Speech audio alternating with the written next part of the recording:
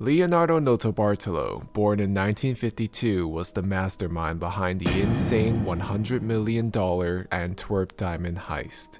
Located in Belgium, Antwerp has been the capital of the world diamond trade for more than 5 centuries, with 1,700 registered diamond companies and their 4,500 diamond dealers. The building's vault, 2 stories underground, held hundreds of millions of dollars worth of diamonds, jewels, gold, and other priceless treasures.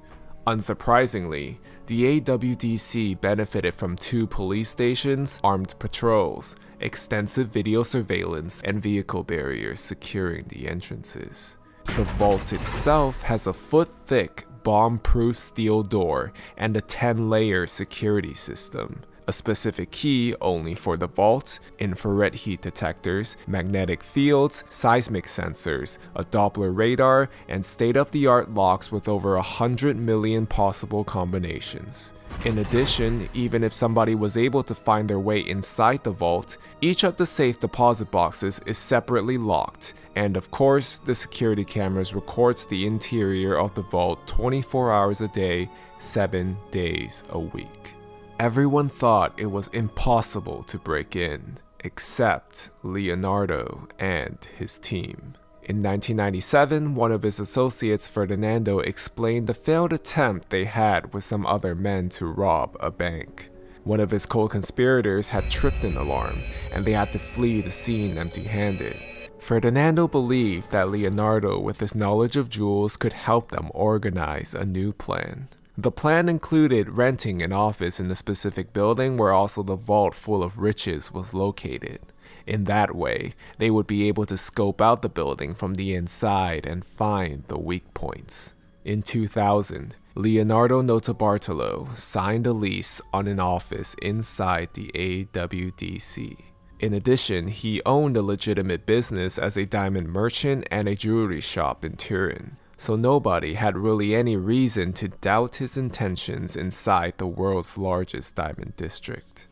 While still living in Italy, Leonardo traveled to Antwerp twice a month and did his best to make himself known to everyone working in the AWDC building. He set up meetings with other dealers and bought small stones and always paid in cash, as is customary. But at the same time, without anybody noticing, Leonardo studied his surroundings to the last detail. As a tenant, he had an access card not just to the offices, but to the elevator that was the way down to the vault downstairs. And to get inside, Leonardo needed to know every single measurement in place. Of course, besides scoping out the building, Leonardo also needed to build a team.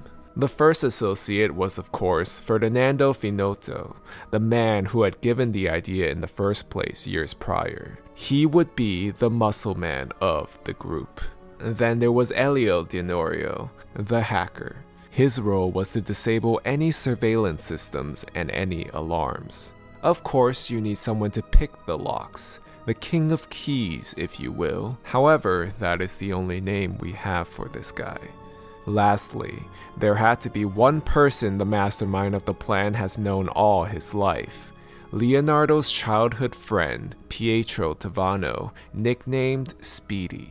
Speedy was the only one nobody else wanted in the team due to his anxious and unpredictable nature, but Leonardo insisted. Leonardo had secretly taken photos of the vault using a digital camera on top of a pen hanging from his shirt pocket. With photo references, the team had built an identical replica of the Antwerp Diamond Vault and simulated the heist, memorizing every single movement.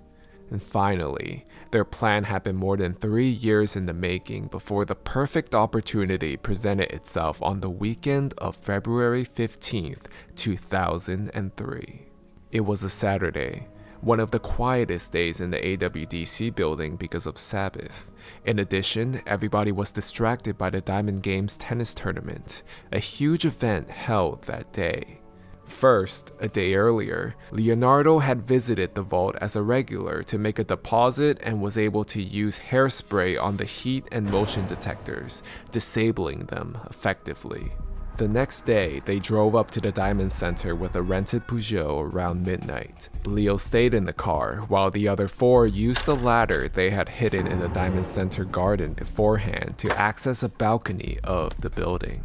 They disabled a motion sensor utilizing a styrofoam board and broke a window to get in. First, they had covered the security camera with a black plastic bag before they broke into a small storage room where the vault's foot-long key was held. However, the key was not enough by itself. They needed a combination of the locks that Leonardo had gotten earlier with a small hidden video camera in the roof. So they had a recording of the concierge when he turned the dial. Even the magnetic field was not a problem as they used double-sided tape to attach two custom-made aluminum plates to the door's own plates, disabling the system. Finally, the King of Keys picked the lock of the steel grate that was the only thing keeping them from the vault anymore.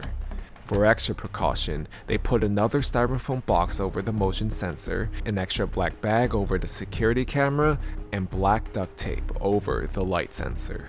And this was done in complete darkness as the entire team remembered everything like they practiced. Not a single alarm was sent. And by 5:30 a.m., they were outside waiting for their driver, bags full of riches. On Monday morning, February 17th, the Antwerp World Diamond Center concierge did not believe what they were seeing. The vault's white tiled floor was littered with diamonds, pearls, emeralds, rubies, gold, and silver. More than 100 of the 160 safe deposit boxes had been broken into. The Diamond Squad was immediately called to the scene, and they could not believe their eyes either.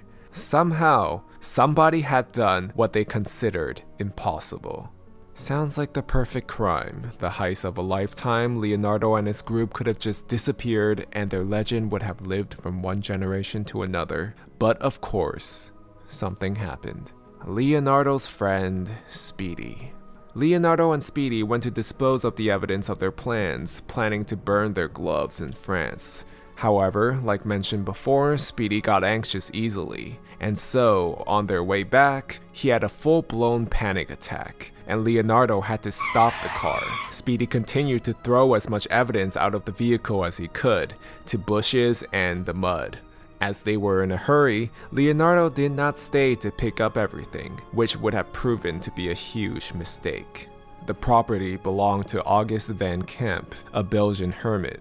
He called the police because of the debris, which contained videotape film, a half-eaten sandwich which had DNA evidence, dozens of small diamonds, a receipt for a video surveillance system, and envelopes from the Diamond Center. Police immediately investigated and found enough evidence to link the crimes to Leonardo. They had been able to identify him from security footage from a nearby grocery store where he had purchased a sandwich. The Belgian courts eventually sentenced Leonardo Notarbartolo to 10 years in prison.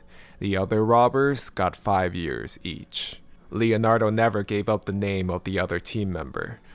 Still, there was one important question left. What happened to the loot?